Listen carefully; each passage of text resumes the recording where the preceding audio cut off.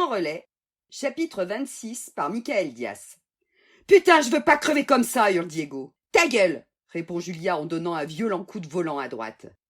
À la grande surprise de Diego, la voiture ne part pas en tonneau et ne percute aucun des platanes qui longent la nationale. Elle traverse une clôture barbelée et dévale la pente à toute allure, arrachant les maïs sur son passage. Et il voit le paysage défiler plus vite que sa petite vie pathétique de fils d'anarchiste devenu macroniste à trottinette. Il fonce droit vers un magnifique chêne, se jette au sol, entre la banquette arrière et les sièges avant. Il a tout juste le temps de se protéger la tête avec les bras quand il percute l'arbre. Le bruit est impressionnant. Puis, plus rien. Le silence total.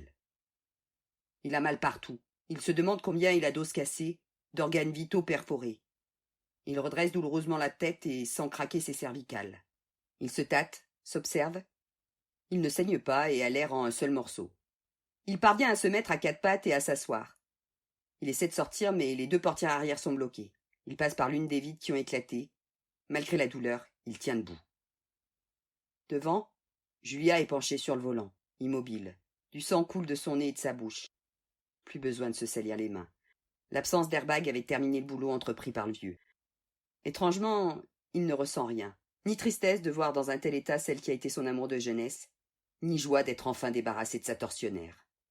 Un râle. Il sursaute. Elle a bougé. À peine, mais elle a bougé.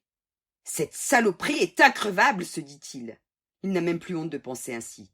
Elle essaie de murmurer quelque chose, mais seules des bulles de sang sortent de sa bouche. Que faire? Partir et la laisser se vider de son sang? Avec la chance qu'il a, la police découvrirait qu'il était présent dans la voiture, et il se retrouvera en tôle pour non-assistance à personne en danger. Il repense à cette scène des Sopranos où, après avoir eu un accident de voiture, Tony étouffe son neveu Christopher dans son propre sang. Net, sans bavure.